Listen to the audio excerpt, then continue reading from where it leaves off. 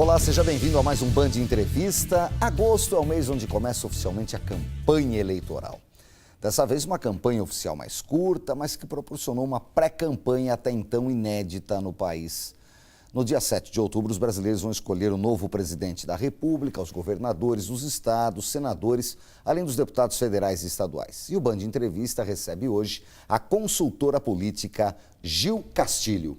Com a experiência de realizar diversas campanhas políticas no Brasil e no exterior, é integrante da Associação Latino-Americana de Consultores Políticos, da qual foi presidente entre 2014 e 2016. Ao meu lado para a entrevista, o jornalista Elcio Costa. Gil Castilho, obrigado pela presença aqui no Band Entrevista. Essa eleição pode ser considerada diferente de todas as outras por conta dos prazos, do clima, da tecnologia, da situação do país? Vai ser bem diferente do que a gente viu há 4 anos atrás, por exemplo? Olá, Nicolini. Olá, Elcio. Obrigada pelo convite. Eu acredito que ela vai ser uma evolução do laboratório que já foram as eleições de 2016, né?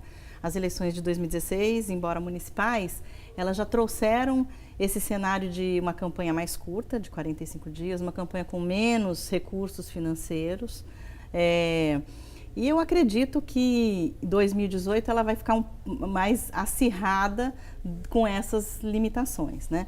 Então, a gente teve, como você colocou na introdução, a questão da pré-campanha, que isso não aconteceu nas eleições anteriores, de você ter já candidatos se posicionando, podendo falar de suas propostas, podendo participar de entrevistas, já se colocando como pré-candidatos, né? Dizendo a que vieram.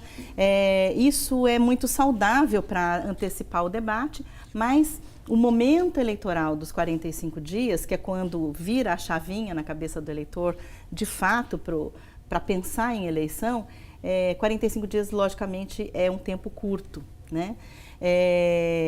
Até porque muitos candidatos acabaram não aproveitando essa onda aí da pré-campanha. Alguns aproveitaram muito bem e outros não. Talvez não acreditaram aí na importância de já dialogar com o eleitor antes. O que aconteceu em 2016, que eu acho que chamou bastante atenção, até por conta desses prazos e por conta do momento eleitoral e político que o Brasil vive, foi um aumento no voto de brancos, nulos e abstenções. Então, a gente teve, por exemplo, a cidade do Rio de Janeiro, onde o prefeito foi eleito tendo 47% do eleitorado que não votou em ninguém, né? E eu acredito que em 2018 a gente vai ter para a eleição, para as majoritárias, já um aumento disso, mas também e principalmente para os cargos legislativos, uma abstenção aí muito maior. Eu acho que esse nesse cenário você consegue, ou candidato ou estrategista político, capturar a atenção do eleitor? Porque a evasão de votos, a perda de votos é muito grande, né? Você mesmo falou que a expectativa é que aumente isso. Para deputado estadual, por exemplo, na nossa região, a perda de votos chega a 40%. É um número próximo que você citou lá para o Rio de Janeiro. Mas como capturar a atenção do eleitor? Qual o desafio que os candidatos e os estrategistas têm nesse cenário? É lógico que cada campanha e cada candidato ele tem um histórico de vida único, mas falando de maneira geral, em primeiro lugar, que a estratégia eleitoral e a comunicação, elas não fazem milagre, né?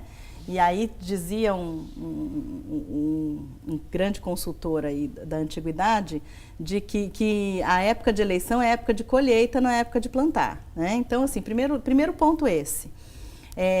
O candidato, em mandato principalmente, ele tem que ter tido um relacionamento mais próximo com o seu eleitor, prestado contas do seu mandato, o que ele fez. Por quê? Porque daí você consegue, nesse momento, conversar com elementos mais reais com esse eleitorado. Mas, por outro lado, Gil, a gente teve um ergue político, podemos dizer assim, por parte da população. Muita gente não quer ouvir falar da palavra política. E aí? Era exatamente isso onde então, eu ia chegar. Muita gente não falou por causa disso. Aí, o que acontece? Quando você vê políticos aparecendo só agora, em época de eleição, para pedir votos, ou próximos aí, como pré-candidatos se posicionando, você tem esse rechaço muito grande. E isso tem algumas até explicações científicas, né? O próprio pesquisador, o Manuel Castells, pesquisador espanhol, ele fez um estudo sobre essa questão, e esse estudo chama-se Comunicação e Poder, ele está até num livro que ele publicou há alguns anos atrás, e um dos pontos que ele trata nesse estudo é exatamente o seguinte: quanto mais uma sociedade é impactada pelo escândalo, mais as pessoas começam a odiar a política. Então, o que nós temos no Brasil é exatamente a aplicação desse conceito, e nós estamos nesse momento com as pessoas realmente detestando a política. Então, o político, a gente estava até brincando, quando você faz uma pesquisa eleitoral ali para ver as características do candidato, todos os candidatos aparecem ali com um percentual de corrupto. Aí a gente estava até brincando, falou que é político, já sai com uma bandeirada de corrupto, porque essa é a impressão de fato que o eleitor tem. Então, está mais difícil, sim, você conseguir criar essa sintonia entre o político e o eleitor. Aí, para isso, vale a regra da verdade. Então, quando o político consegue se posicionar como alguém que entende a população, essas pessoas estão começando a ocupar espaços maiores. Então, assim, em termos estratégicos, é importante que cada político dentro do seu nicho consiga falar. Eu queria analisar numa perspectiva, nós vivemos há 20 anos, 10 anos, as campanhas eram milionárias, consideradas milionárias, cinematográficas, né? Nós tivemos a fase do showmício, né? Que cantores e cantores abriam eventos de candidatos. Brindes e brindes. Isso acabou, quer dizer, isso foi minguando. Hoje nós temos uma legislação extremamente restritiva. A legislação atual é eficaz para garantir o direito de todo mundo se expressar com a mesma amplitude ou não? Eu diria que é uma faca de dois gumes, né? E nós estamos aprendendo a lidar com ela. Eu acho que se alguém falar que tem o domínio do que vai acontecer, não é verdade, porque nós estamos aprendendo a entender como essas restrições elas funcionam. Digo que é uma faca de dois gumes porque, se por um lado ela obrigou que os candidatos na pré-campanha já tenham que sair, gastar sola de sapato, conversar com o eleitor, prestar contas do que estão fazendo, por outro lado também uma restrição muito grande, tanto financeira quanto de formatos ou de meios de comunicação, ele impossibilita ou ele dificulta a participação de novas lideranças. Então o formato atual ele é conservador. Quem está no cargo tende a ficar no cargo. Acredito que sim.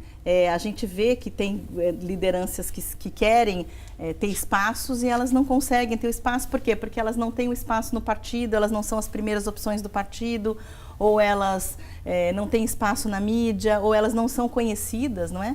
Você tem hoje lideranças novas aí querendo despontar e você tem uma dificuldade, porque tem toda essa barreira restritiva da legislação. Embora as redes sociais aí tenham um papel importante no processo de abertura das pessoas aparecerem ou não, mas ela ainda não é suficiente para romper essa barreira toda. E a gente vai falar um pouco mais desse trabalho das redes sociais, dessas mudanças da campanha eleitoral e das regras eleitorais, as cotas, enfim, tem muito assunto bacana ainda. Depois do intervalo com a especialista em marketing político, a consultora Gil Castilho, hoje entrevistada aqui na Band. A gente volta já.